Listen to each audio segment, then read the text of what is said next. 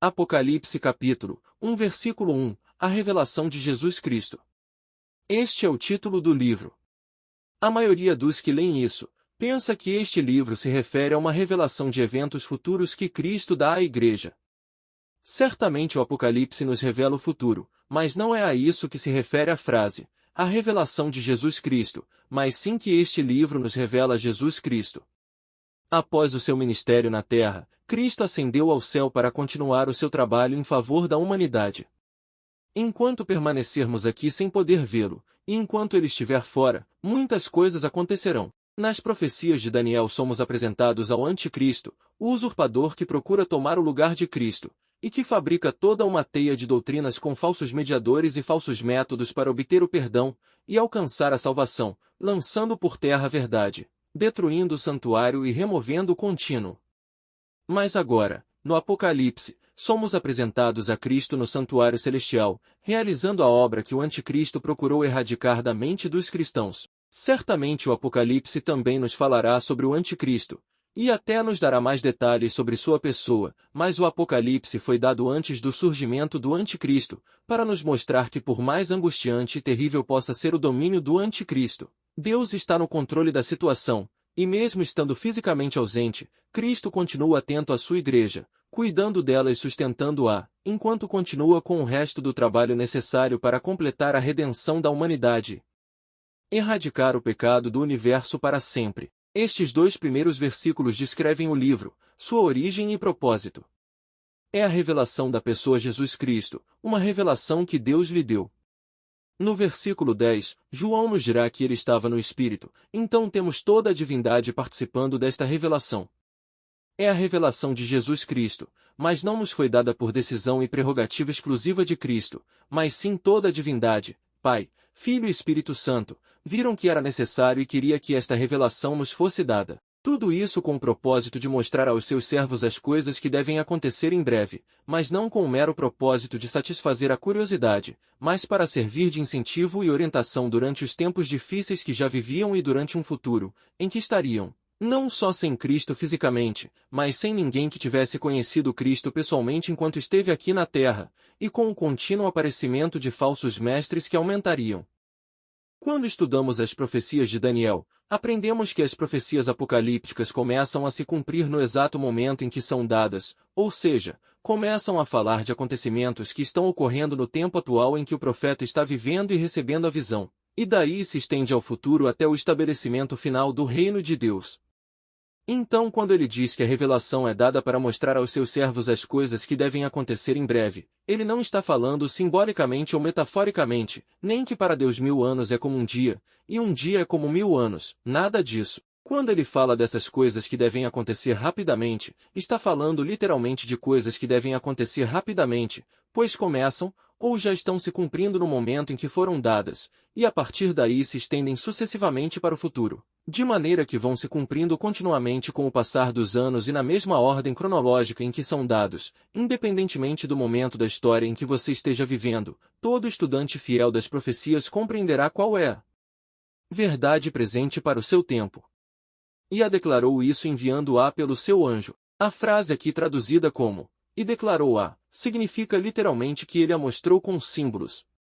Portanto, desde o início, os leitores já estão sendo avisados de que devem abrir bem os olhos, pois verão muitos símbolos, dos quais é necessário encontrar o significado correto para entender corretamente o que o livro quer nos dizer.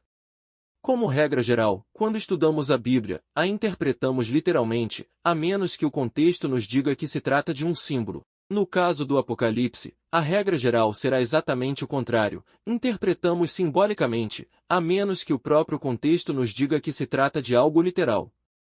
Por exemplo, nenhum monstro peludo meio homem meio cavalo, com cauda de escorpião virá literalmente voando para atacar as pessoas como alguns ensinam, nem ninguém terá literalmente um 666 estampado na testa.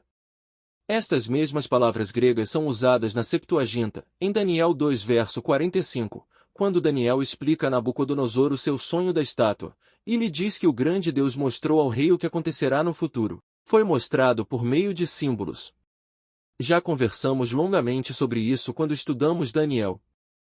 O significado dos símbolos não deve surgir da nossa imaginação, ou de qualquer significado que o símbolo possa ter hoje. A própria Bíblia é quem deve nos dar o significado dos símbolos. E declarou isso enviando-a pelo seu anjo. Que anjo? Gabriel. Quem mais? Não o veremos neste primeiro capítulo, mas aparecerá mais tarde e Jesus declarou, enviando-a pelo seu anjo a João seu servo, que João, ora, João o apóstolo. Todos aqueles que nos primeiros 2 séculos, embora não conhecessem pessoalmente o apóstolo João, conheciam alguém que o conhecia e escreveram sobre o livro do Apocalipse, atribuíram a teoria deste livro ao apóstolo João. Foi depois do século II que indivíduos que não conheciam João, ou alguém que o conhecesse, começaram a especular que o autor do Apocalipse não é o mesmo João que escreveu o último dos 4 evangelhos, argumentando que o Evangelho segundo São João foi escrito em grego refinado, enquanto o Apocalipse está cheio de erros gramaticais e de sintaxe. Esse é o tipo de conclusão a que chegam aqueles a quem não foi dado o conhecimento dos mistérios do reino. É bem verdade que o Evangelho segundo São João está escrito em grego refinado, desde o momento em que João o escreveu, sendo já livre e vivendo em Éfeso, rodeado de cristãos de origem grega, cuja língua materna era o grego, e que muito bem puderam ajudá-lo na escrita do seu Evangelho, enquanto o Apocalipse foi escrito apenas por João, sem a ajuda de ninguém. Esta é apenas uma explicação lógica da diferença gramatical entre o Evangelho de João e o Apocalipse, uma conclusão lógica que qualquer um poderia ter chegado, mesmo que não fosse crente, mas que tivesse pelo menos meio cérebro. Mas há uma razão espiritual para a acentuada diferença gramatical entre os 2 livros, e é a mesma razão que mencionamos muitas vezes ao estudar Daniel, porque as profecias são dadas em símbolos. Quando os discípulos perguntaram a Jesus por que ele falava em parábolas, ele respondendo lhes disse, é porque a vocês é concedido conhecer os mistérios do reino dos céus, mas não é concedido a eles. As profecias são dadas em símbolos porque desmascaram o anticristo, e se o fizessem de forma aberta, clara e explícita, teria sido muito mais difícil para os cristãos salvaguardarem as Escrituras. Neste momento temos diferentes versões da Bíblia que provêm de diferentes manuscritos encontrados em diferentes partes do mundo. E quando comparamos esses manuscritos, eles vêm de lugares diferentes e distantes uns dos outros. Vemos que, com exceção de alguns pequenos erros, comuns entre livros copiados à mão, eles são todos idênticos. E quanto aos pequenos erros dos copistas, a maioria pode ser facilmente corrigida agora que podemos comparar todos esses manuscritos. E quanto às versões, as diferenças entre as mais antigas residem mais no uso de sinônimos diferentes. E ainda assim, as pessoas questionam a legitimidade da Bíblia, dizendo que são cópias de cópias. Imagine então o que teria acontecido se a Bíblia tivesse desaparecido completamente, e Deus tivesse que intervir de alguma forma sobrenatural. Com todas as evidências arqueológicas, as pessoas não creem na Bíblia, quanto menos se não houvesse nenhuma evidência de sua existência antes da Idade Média, e tivéssemos que acreditar em uma Bíblia que supostamente existiu, mas que não existe mais, que não há evidências de sua existência anterior, e de que foi dado milagrosamente a alguém que nunca conhecemos, assim como o Livro dos Mormons, que supostamente foi dado a Joseph Smith.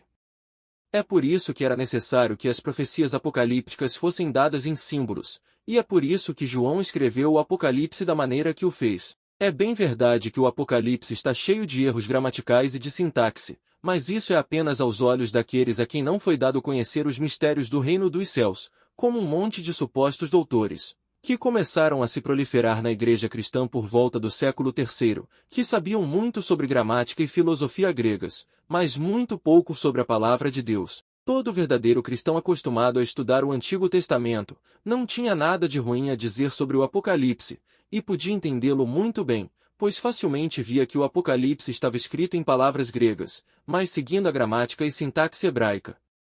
Mas não gastaremos mais tempo do que o absolutamente necessário em questões gramaticais. Acrescentaremos apenas a respeito desta questão de quem é o autor do Apocalipse, que o simples fato de João se identificar simplesmente como João, evidencia que ele é um João muito conhecido entre a cristandade, como sem dúvida o apóstolo João, o último dos 12 apóstolos ainda vivos.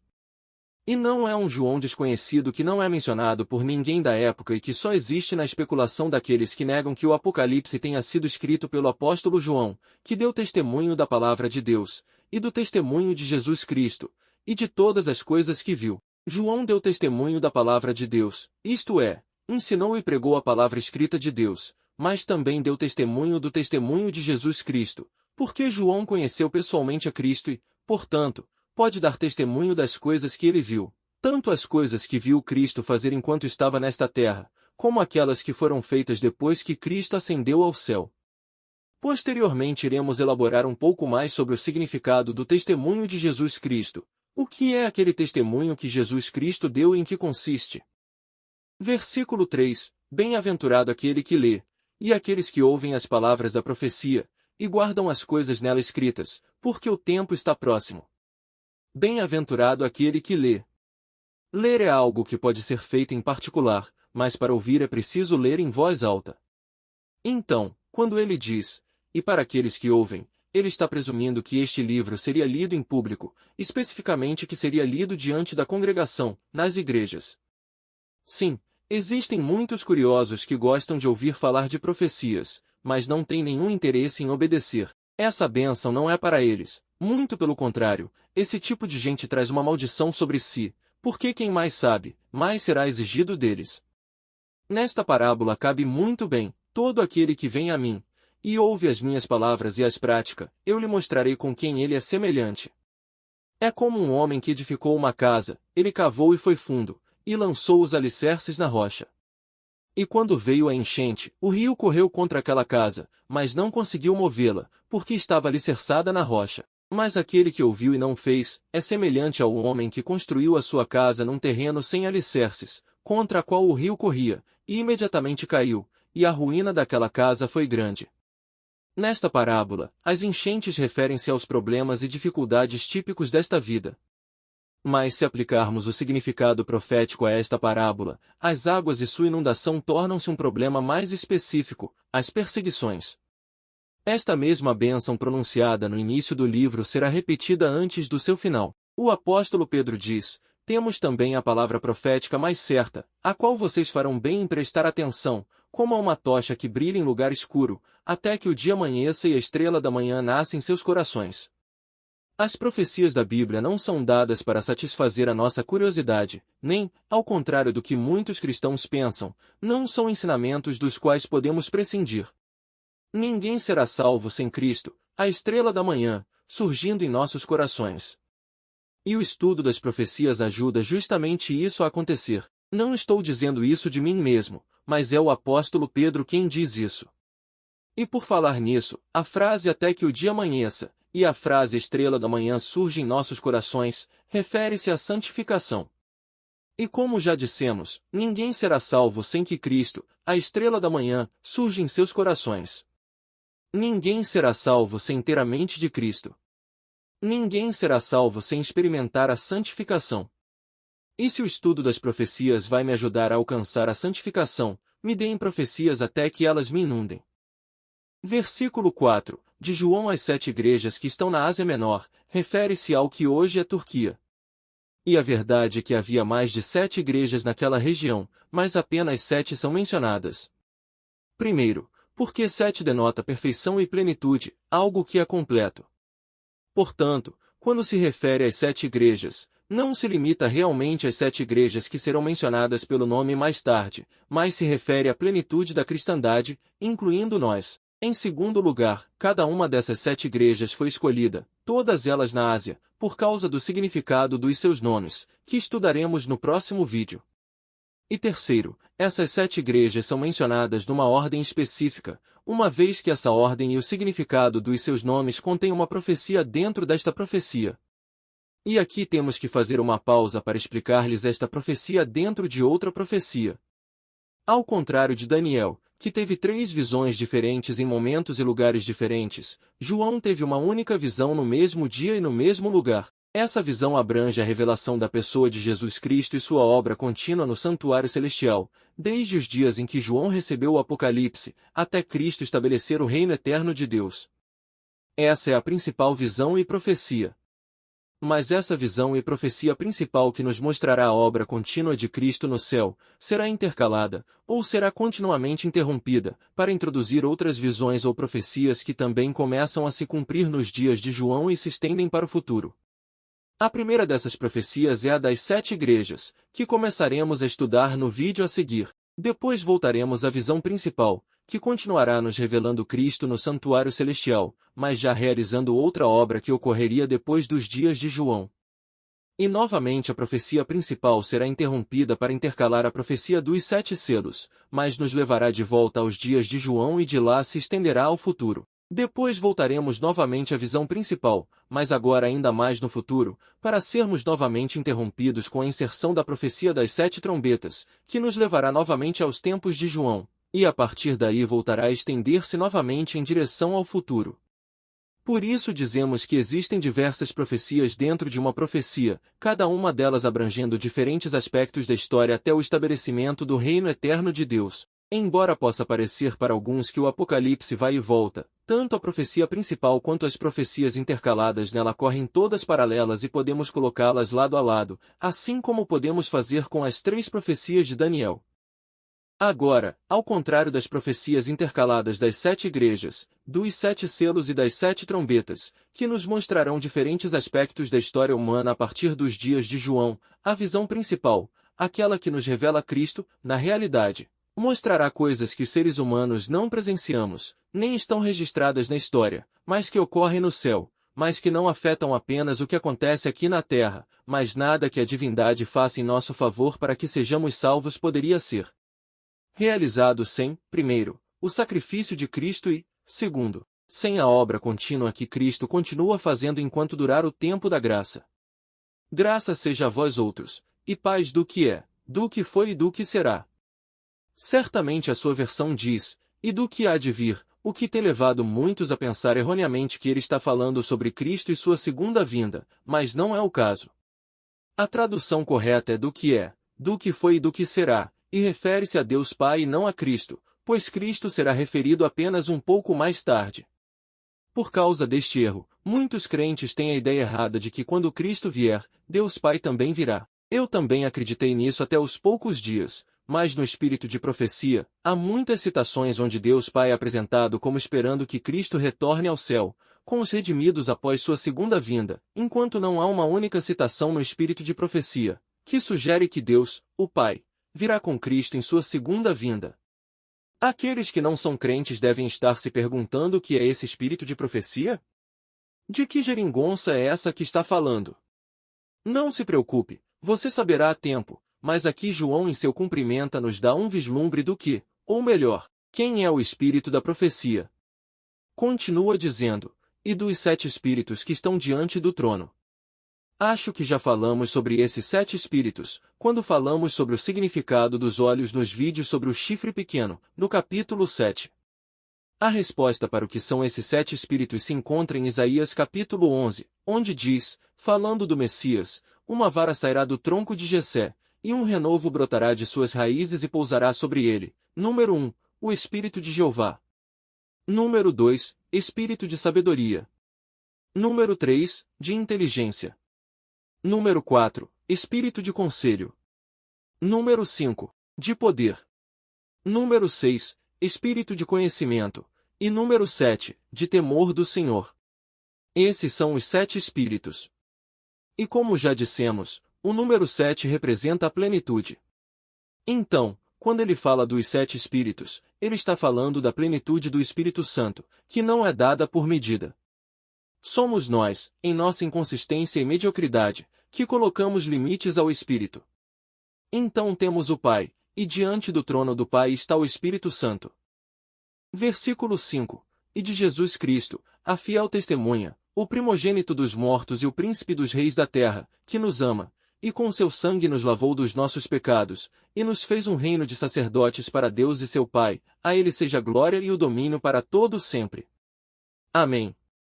Aqui ele se refere a Jesus Cristo, a testemunha fiel, o primogênito dos mortos e o príncipe dos reis da terra. No capítulo 10 de Daniel, estudamos sobre o príncipe deste mundo, o mesmo que no monte da tentação disse a Cristo, eu te darei todo este poder, e a sua glória, porque foram dados a mim, e dou a quem eu quero. Desse príncipe, Jesus disse, agora é o julgamento deste mundo. Agora o príncipe deste mundo será expulso. daquele pretenso príncipe deste mundo, o mesmo que vemos no livro de Jó apresentando-se diante de Deus com o rosto nu como representante deste mundo, Cristo tirou essa pretensão, expulsou-o, morrendo e pagando por aquilo que legitimamente merecia, que já era seu por direito de criação. Portanto, pertencemos duas vezes a Cristo, por ser nosso Criador e por ser nosso Redentor. Cristo é o príncipe dos reis da terra, ou como Gabriel diz em Daniel capítulo 10, ele é o principal príncipe, que nos ama e nos lavou de nossos pecados com seu sangue, e nos fez reis e sacerdotes para Deus, e Pai. Não precisamos de padres, virgens ou santos. Cada um de nós é um sacerdote com acesso direto ao trono da graça, através da oração ao Pai em nome de Cristo. A Ele seja a glória e o império para todos sempre. Amém. Assim concluímos a sua saudação a todos os milhares de cristãos presentes, e futuros, representados nas 7 igrejas. E ele imediatamente passa a dizer qual é o tema principal do livro do Apocalipse. Eis que ele vem com as nuvens, e todo o olho verá, e aqueles que o traspassaram e todas as tribos da terra chorarão por ele. Assim seja. Amém. Esse é o tema principal do livro, a segunda vinda de Cristo. Todo o livro gira em torno desse evento, e esse evento é a esperança que ajudará os cristãos a suportar as provações que virão. Aqui falamos também sobre o que Cristo garantiu aos que desejaram a sua morte, quando o sumo sacerdote o conjurou pelo Deus vivo, que lhe dissesse se ele era o Cristo, o Filho de Deus. E Jesus lhe respondeu: Você disse isso. E ainda vos digo que doravante vereis o Filho do Homem sentado à direita do poder de Deus, e vindo para as nuvens do céu. Vimos também que em Daniel 12 verso 2, e muitos dos que dormem no pó da terra despertarão, alguns para a vida eterna, e outros para vergonha e confusão perpétua. Aqueles que o traspassaram, aqueles que tiveram algo a ver com a morte de Cristo e que nunca se arrependeram dos seus pecados, serão ressuscitados para vê-lo vir em glória. E serão destruídos com o brilho da sua vinda.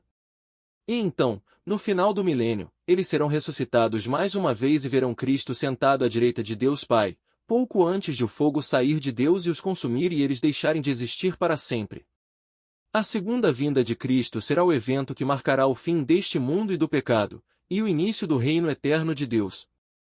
E João afirma que Cristo deve voltar dizendo Naí Amém. A primeira é uma palavra grega que significa assim será. A segunda é uma palavra hebraica que significa assim é. Nem Naí nem Amém significam assim seja, quando você está expressando um desejo, mas sim afirmando uma realidade de cuja realização você não tem a menor dúvida. Portanto, a tradução correta é assim será, assim é. Mas antes de entrar plenamente na visão, João acrescenta mais uma saudação do próprio Deus, que deu a revelação de Jesus Cristo que estamos para começar a ver. Eu sou o Alfa e o Ômega, diz o Senhor, que é, que era e que será, o Todo-Poderoso. Estas mesmas palavras serão repetidas novamente, mas aplicadas à pessoa de Cristo, para todos aqueles arianos modernos, que duvidam da divindade de Cristo. Eu, João, vosso irmão, partícipe das tribulações, e do reino, e da paciência de Jesus Cristo. Ouviremos muito sobre essa paciência de Jesus Cristo no restante do livro, mas a palavra portuguesa paciência fica um pouco aquém em termos de significado, já que paciência soa como se acomodarmos para esperar passivamente. Mas esta paciência de Jesus Cristo não é nada passiva, e implica resistência e perseverança no meio das tribulações. O próprio João junta as duas coisas, quando diz que foi participante da tribulação e também da paciência de Jesus Cristo. Direi apenas que você não pode participar da tribulação sem ser participante da paciência de Jesus Cristo. E como todos que querem viver piedosamente em Cristo Jesus sofrerão perseguição, é necessário que todos nós tenhamos essa paciência de Jesus Cristo, ou então iremos quebrar quando a tribulação chegar. Portanto, todos os que afirmam ser participantes do reino serão participantes da tribulação. Mas se você não participar com a paciência de Jesus Cristo, você não poderá participar nem da tribulação nem do reino. Só lhe conto para que você veja a importância da paciência de Jesus Cristo. João está nos explicando as circunstâncias sob as quais recebeu a revelação que está prestes a compartilhar conosco. Eu, João, vosso irmão e partícipe da tribulação e do reino, e da paciência de Jesus Cristo. Ele estava na ilha chamada Patmos por causa da palavra de Deus e do testemunho de Jesus Cristo. O testemunho de Jesus Cristo é outra coisa sobre a qual leremos continuamente ao longo do restante do livro. Versículo 10. Eu estava no Espírito no dia do Senhor. Teólogos protestantes e católicos têm várias supostas explicações sugerindo que este dia do Senhor é tudo menos o sábado do quarto mandamento. A lista de trapos imundos, a lista de desculpas para dizer que este dia do Senhor não é o sábado do quarto mandamento, não supera o fato de que no final do segundo século e no início do terceiro século, já começavam a chamar de dia do Senhor ao domingo, mas o Apocalipse não foi escrito no final do século II, mas no final do primeiro século.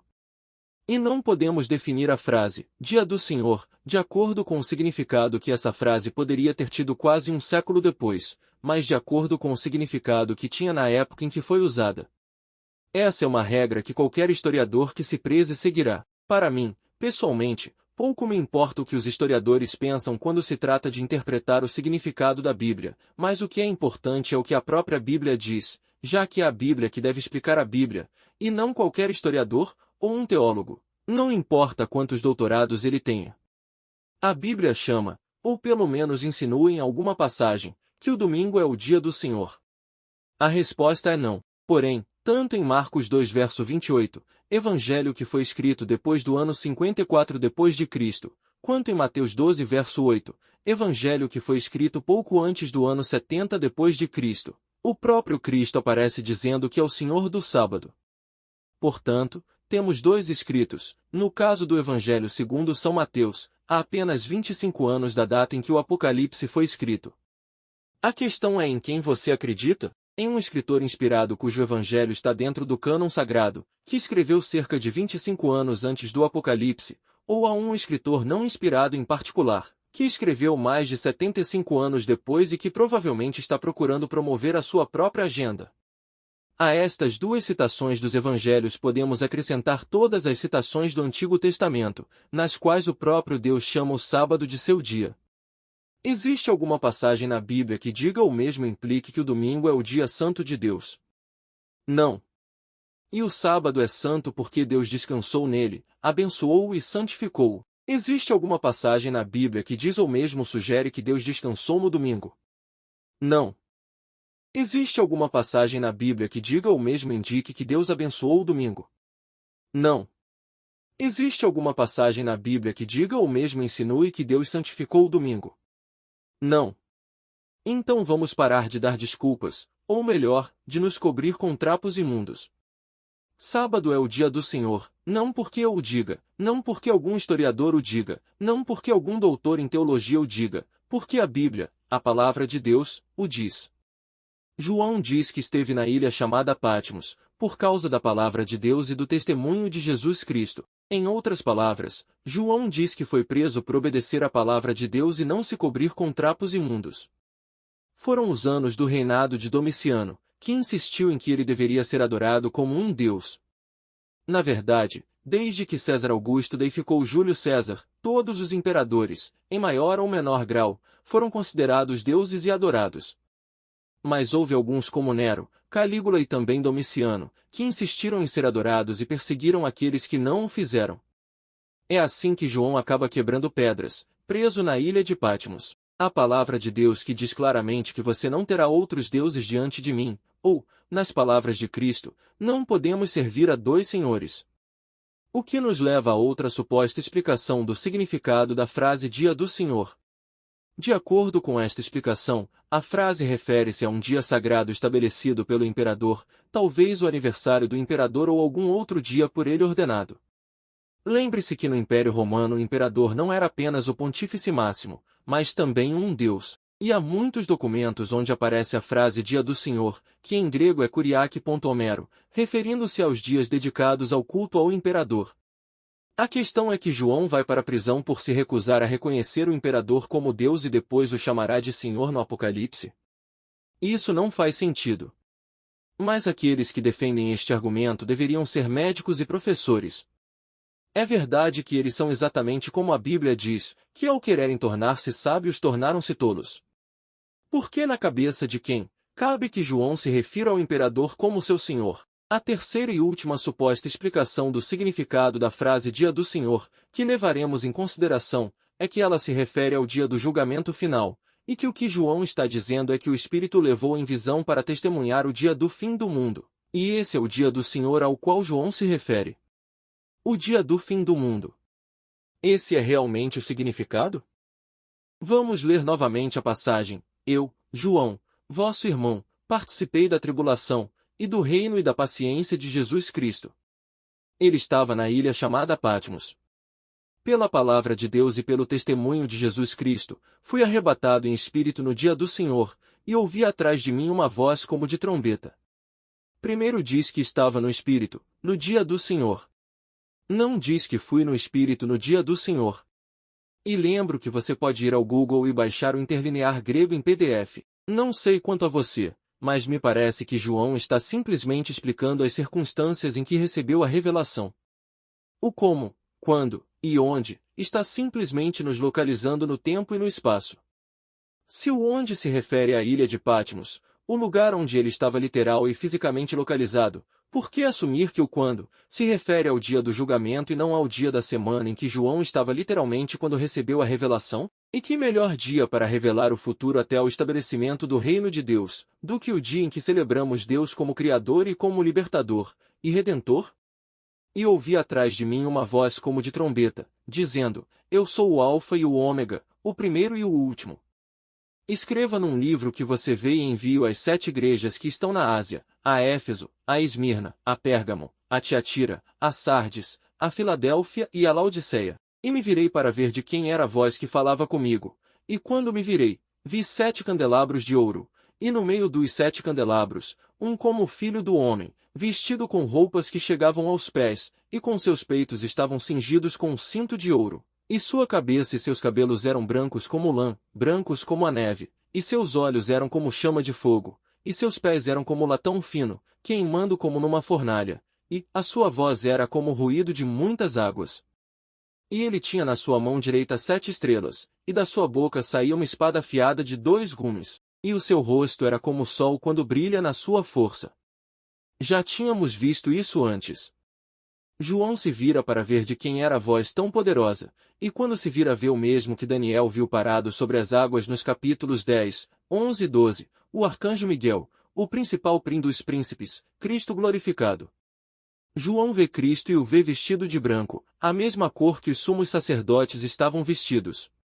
Quanto ao significado da espada de 2 gumes que sai de sua boca, o que normalmente sai de sua boca? Palavras. A espada de 2 gumes que sai da boca de Jesus Cristo é a palavra de Cristo, a palavra de Deus. Versículo 17. E quando vi, caí como morto a seus pés, e ele colocou a mão direita sobre mim, dizendo: Não tenha medo, eu sou o primeiro e o último. Esta frase do primeiro e do último não é a original do Apocalipse.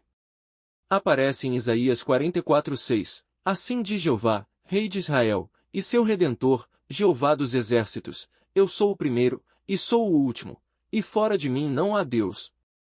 Caso haja alguém que ainda duvide da divindade de Cristo, eu sou o primeiro e o último, aquele que vive tendo estado morto, e aqui estou eu que vivo para todo sempre, e tenho as chaves do túmulo e da morte. Cristo é o eu sou que falou a Moisés desde a sarça ardente, aquele que vive, aquele que tem a vida em si mesmo, que não depende nem vem de ninguém, e por isso teve o poder de dar a vida e para retomá-la. E João acrescenta em seu evangelho que nele estava a vida, e essa vida era a luz dos homens. Escreva as coisas que você viu, e aquelas que são, e aquelas que serão depois destas. Cristo já havia dado a João a ordem de escrever, e aqui ele volta e a repete, e lembrando que as profecias apocalípticas começam no presente e se estendem ao futuro, dizendo as que são e as que serão depois destas. O mistério das 7 estrelas, que viste na minha mão direita, e os 7 candelabros de ouro. As 7 estrelas são os anjos das 7 igrejas, e os 7 candelabros que vocês viram são as 7 igrejas. Eu amo isso. Cristo é um Deus que revela mistérios. E ele imediatamente conta a João o significado dos símbolos que está vendo. As 7 estrelas são os anjos das 7 igrejas. Veremos no capítulo 2 que esses anjos, ou melhor, mensageiros, não são mensageiros celestiais, mas humanos. Mas esse é o próximo vídeo. O importante agora é que essas estrelas estejam na mão direita de Cristo. E que homem Cristo usa para confrontar João?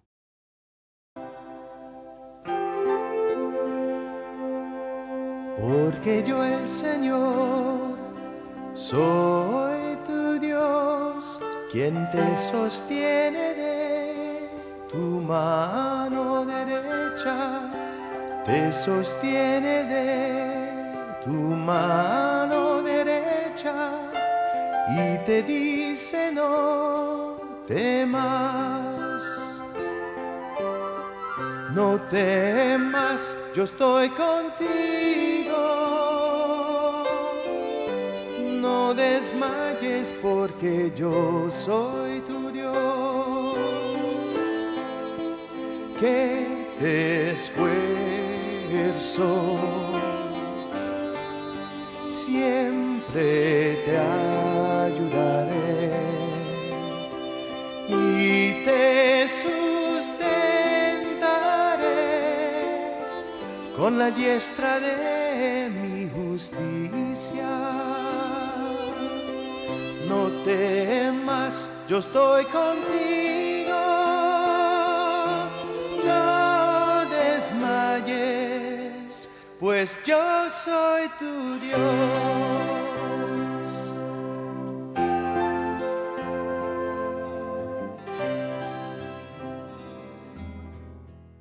A mão direita é sinônimo de cuidado e proteção. E os 7 candelabros que você viu são as 7 igrejas. Cristo está entre os 7 candelabros. O santuário terrestre nunca deveria ser deixado nas trevas. Todos os dias um sacerdote, um por um, enchia as 7 lâmpadas, uma de cada vez, com óleo e pavio novo, e reacendia-as com o mesmo fogo das outras lâmpadas. Esse fogo foi aceso pelo próprio Deus e nunca deveria ser apagado. Durante os 40 anos que Israel caminhou pelo deserto, quando pararam e foi montado o santuário e preparado o holocausto contínuo, o próprio Deus que acompanhou o povo na coluna de nuvem e fogo acendeu o fogo naquele primeiro sacrifício. E foi desse mesmo fogo que todos os outros sacrifícios foram acesos e as lâmpadas foram acesas e o incenso foi aceso. Há um grande simbolismo em tudo isso. Primeiro, nada que compreendesse o serviço contínuo do santuário terrestre seria possível sem aquele primeiro sacrifício que o próprio Deus acendeu. Da mesma forma, nada que constitui o verdadeiro contínuo, a intercessão de Cristo, a nosso favor. Que Deus Pai ouça nossas orações, que o Espírito Santo nos convença do pecado, que possamos nos arrepender, confessar nossos pecados a Deus e ser perdoados, que o Espírito Santo ilumine nossas mentes para que possamos compreender a santificação desta natureza egoísta. Todas estas coisas e todas as outras que ainda faltam mencionar, mas que juntas constituem o trabalho contínuo, não poderiam ser possíveis sem o primeiro sacrifício preparado antes da fundação do mundo, o sacrifício de Cristo. Segundo, uma vez que Deus acende o fogo, é imperativo que o mantenhamos aceso. Esse fogo é o fogo do Espírito, mas também tem outro nome, primeiro amor. Esse fogo permanece aceso orando sem cessar, estudando a Bíblia e trabalhando para salvar outros. Se estas 3 coisas não forem feitas com a diligência que merecem, o resultado será a mediocridade. O Apocalipse está prestes a nos revelar os tempos angustiantes que estão por vir, e por isso começa nos apresentando Cristo que está atento, com toda atenção para que o fogo daquelas 7 lâmpadas, que são a sua igreja, não se apague e que os líderes de seu trabalho ele os leva com sua mão direita. Isso não significa que eles não passaram pelo vale da sombra e da morte, mas nos diz que ele sempre estará com eles e os confortará. Como já dissemos, o Apocalipse nos apresenta diversas profecias intercaladas dentro de uma profecia principal. Essa profecia principal é aquela que prediz a obra de Cristo no céu, desde que ele ascendeu para lá após seu ministério na terra. O seu ministério na terra foi o do Cordeiro de Deus, o seu ministério no céu é o do único mediador entre Deus e os homens, e esse ministério é o que torna possível o contínuo. Esse ministério é o contínuo, porque sem esse ministério não haveria contínuo. Jesus disse aos seus discípulos: Não se turbe o vosso coração. Credes em Deus, crede também em mim. Na casa de meu Pai há muitas moradas. Se não fosse assim, eu te diria: Vou preparar um lugar para você. E se eu for e vos preparar lugar, voltarei e vos levarei para mim mesmo, para que onde eu estiver, estejais vós também. A maioria lê isso e entende que Cristo está no céu preparando mansões. Mas leia a passagem com atenção. As mansões já estão lá, muitas mansões. O que Cristo foi preparar é o nosso direito de estar lá, e esse direito nos é dado por Cristo, justificando-nos e santificando-nos. E a obra contínua que Cristo realiza no santuário celestial é o que torna possível sermos justificados e santificados. Todo aquele trabalho contínuo que os sacerdotes faziam no santuário terrestre, o holocausto contínuo que ardia noite e dia, as 7 lâmpadas do candelabro de 7 braços que ardia noite e dia, o incenso que subia diante de Deus noite e dia, e o pão da presença que estava diante de Deus noite e dia. Todas essas coisas são símbolos de todas aquelas coisas incluídas na graça de Deus. Em outras palavras, o verdadeiro contínuo que Cristo realiza neste momento no santuário celestial é a própria graça de Deus. O contínuo é o que torna possível tudo o que precisamos para alcançar a salvação. E nós não fazemos nada para que o contínuo aconteça, nem o merecemos, nem podemos pagar por isso. Isso acontece pela graça de Deus, e recebemos seus benefícios gratuitamente, apenas exercendo nossa fé. Por isso se chama revelação de Jesus Cristo, porque Ele é o centro, o protagonista, o autor e consumador da nossa fé, o único em quem há salvação, porque não há outro nome dado aos homens pelo qual possamos ser salvos, mas em nome de Cristo.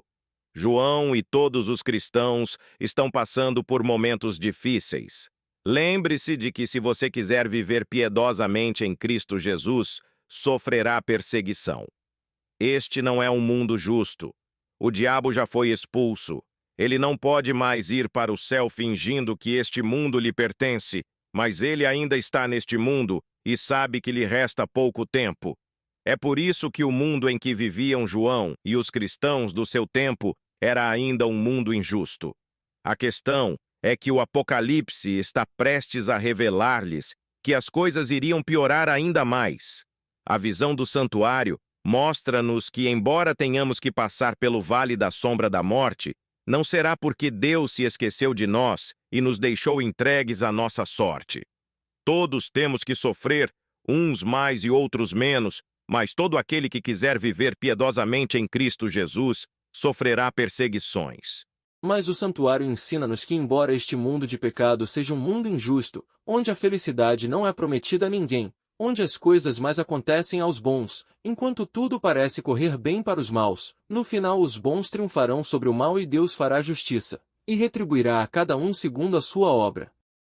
E então todo o sofrimento que experimentamos nestas vidas curtas não parecerá nada, comparado à eternidade em um novo céu e uma nova terra, onde a justiça e o amor reinarão para sempre.